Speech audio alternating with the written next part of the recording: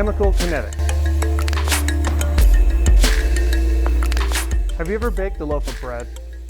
What about eating a nice piece of warm bread fresh out of the oven?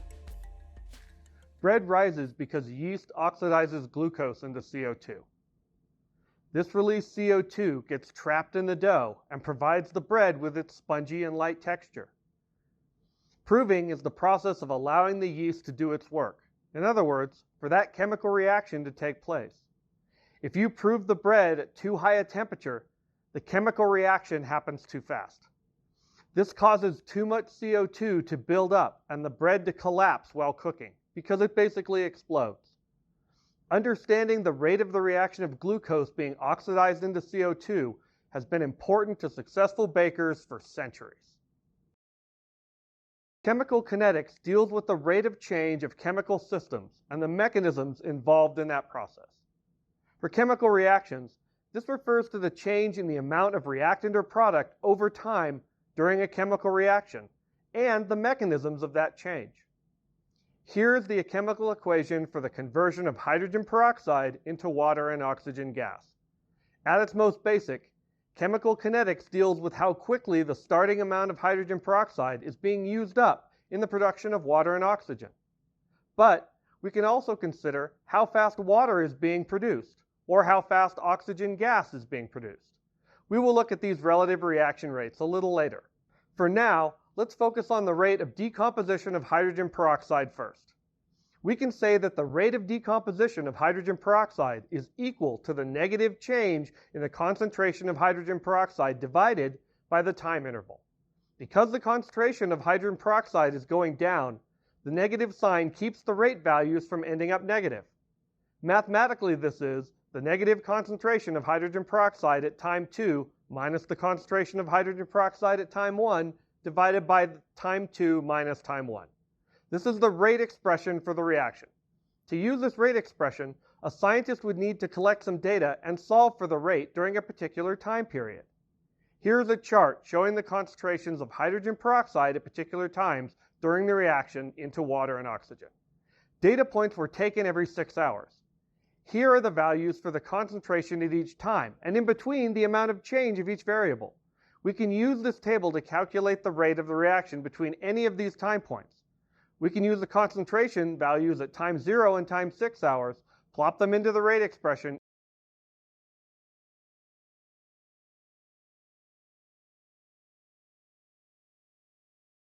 and get a rate in moles per liter hour. Give a second's thought to what the units of all of these measurements are. Does the final set of units make sense in this context? Whatever concentration measurement is taken at the beginning of the reaction is called the initial rate. This is the rate at the very start of the reaction. This is also an instantaneous rate, meaning that the time interval has shrunk to an almost impossibly small number. This is basically a derivative in calculus, but also can be represented as the slope of a graphed line. Here's the graph of the concentration versus time for the decomposition of hydrogen peroxide. The instantaneous rate at any given time is represented by the slope of the tangent line to the curve. We can estimate the value of this curve by sketching a tangent line and calculating its slope. Notice this calculation is basically the same as the one we did before. This is an estimate, but a good estimate. In order to know exact values for instantaneous rates, we would need to use calculus and the derivative, which we will not be responsible for here. Just be aware of how to estimate an instantaneous rate and that such a calculation is only an estimate. Read and work through pages 54 and 55 in your workbook. For a generic equation, such as this one, we can write an expression to show the relative rates of decomposition and production of A and B. The rate would be negative 1 over little a times the change in A over the change in time equals 1 over little b times the change in B over the change in time. Why is 1 over A negative and 1 over B isn't? Let's look at another reaction. In this reaction, ammonia is decomposed into nitrogen gas and hydrogen gas. Take a second to balance this equation. You should have gotten 2 moles of ammonia produce 1 mole of nitrogen gas and 3 moles of hydrogen gas. If you didn't, Review how to balance chemical equations before you go on. We can connect the rates of decrease in ammonia to the rates of production for nitrogen gas or hydrogen gas. The connections between these are called the relative rates of reaction. How many moles of reactant are lost compared to how many moles of product are gained? Relative rates of a reaction are connected through the stoichiometry of the chemical equation. The relative rates of this reaction are related to the stoichiometry as we have seen. So let's write out how that would look. For the relative reaction rate between ammonia and hydrogen gas, we would multiply -1/2 times the change in ammonia over the change in time and set that equal to 1/3 times the change in hydrogen gas over the change in time. Again, the negative sign on the side of the ammonia represents that it is decreasing, while the hydrogen gas is positive because it is increasing. We can also relate ammonia to nitrogen gas formation and nitrogen gas formation to hydrogen gas formation. Take a minute to understand what these relationships mean, both intellectually and mathematically. So let's do some calculations. If we have the rate of any of these chemical compounds, we can calculate the relative rates of the others. Scientists did an experiment and found that the negative rate of decomposition of ammonia was 2.1 times 10 to the minus 6 moles per liter second. What are the rates of formation for nitrogen gas and hydrogen gas? The reaction stoichiometry tells us that the formation of nitrogen gas is equal to the rate of ammonia decomposition divided by 2.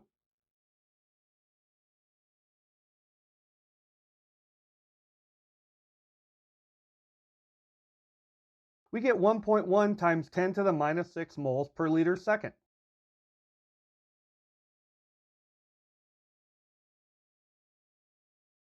For the formation of hydrogen gas, we set up the equation as before.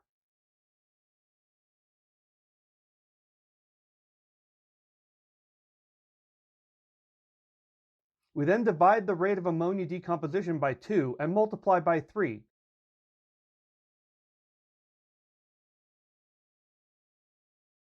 To get 3.2 times 10 to the minus 6 moles per liter second. Read and work through pages 56 through 58 in your workbook. It is intuitive to many people that the rates of chemical reactions are affected by the chemical nature of the reactants. Some atoms react more readily with other atoms, based on things like electron configurations. Temperature is another factor that affects the rate of chemical reactions. You can see this if we take food out of the refrigerator and place it on the counter. The chemical reactions that break down that food will happen faster and it will spoil. Another thing that can speed up reactions are catalysts. Catalysts speed up chemical reactions but are not consumed in the process. In biology, magnesium ions help increase the rate of DNA synthesis, a very complicated chemical reaction. However, once those magnesium ions help, they are still there to give their assistance later on. It also makes sense that for any set of reactions to actually react with each other, they need to come into contact in some way. The more chance they have for interactions, the faster the rate of the reaction will be. This can be related to the size of the molecules, or it can be related to the relative concentrations of the reactants or their relative surface areas. Let's look at how the concentration of reactants affects the rates of chemical reactions in mathematical terms. Rate laws describe the relationship between the concentrations of reactants and the rate of the reaction. Rate laws are independent of stoichiometry, but only depend on the concentrations of the reactants at any particular time and temperature. Rate laws take the form of the rate equals the rate constant times the concentration of A to the m power times the concentration of B to the n power. The rate constant, or K, is specific to each reaction and temperature condition. The exponents m and n represent the reaction orders for each of the reactants. The overall reaction order is the sum of these two exponents. These are not stoichiometric, but can only be experimentally determined. Here we have reactants A and B, but we can have as many terms as there are reactants for a given reaction. Since A is raised to the m power, what happens to the rate if A doubles? If m equals 2 and A doubles, then the rate is quadrupled. If m is 0, then mathematically, the concentration always takes the value of 1, and the rate is only contingent on K, the rate constant. For a rate law that looks like this, it is considered a first-order reaction because the exponent for the concentration of hydrogen peroxide is 1. For this, we would say that it is a second-order reaction because the concentration of C4H6 is raised to the 2 power. We also can have a second-order reaction if the rate law looks like this. Remember that the overall order of the reaction is equal to all the exponents added together. What is the reaction order for this rate law?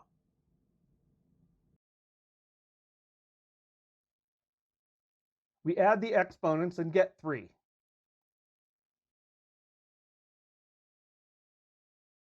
The only way to figure out the reaction order, and thus the exponents of reactants in a chemical reaction, is by looking at experimental data. Here is the equation for the reaction of nitric oxide and ozone to produce nitrogen dioxide and oxygen gas. The rate law for this reaction would look like this.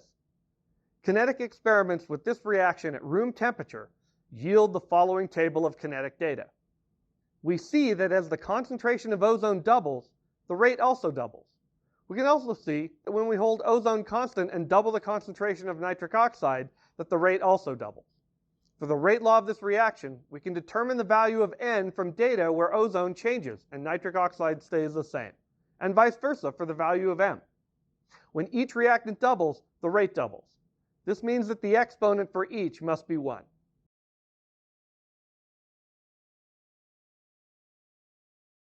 Can we solve for K by using this data? We can, by rearranging the equation like this, and then plugging in the values from one of the trials along with the experimentally determined rate. This gives us the value of K for this reaction. We can also use this data to create a ratio and solve mathematically for the values of M and N. To do this, we can select 2 time points where one of the reactants is changing and the other one isn't. The setup looks like this. So for nitric oxide and ozone, we can use the first 2 values where the concentration of nitric oxide isn't changing, but the concentration of ozone is changing. When we put all this data into the equation we just saw, we see that the nitric oxide data and K cancel out.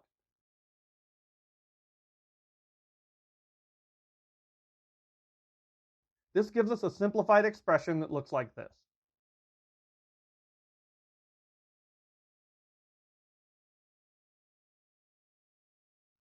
We can take the natural log of both sides.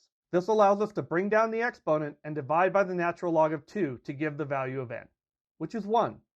If we do the same thing using points where nitric oxide changes and ozone stays the same, we also get 1 for N.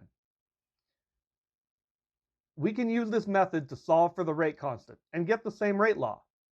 It is important to note that exponents don't always need to be integers. However, in this class they will generally work out that way, but not always. Units for the rate constant K are determined by the order of the reaction and whatever units are necessary for it to calculate correctly. Work through pages 59 through 65 in the workbook.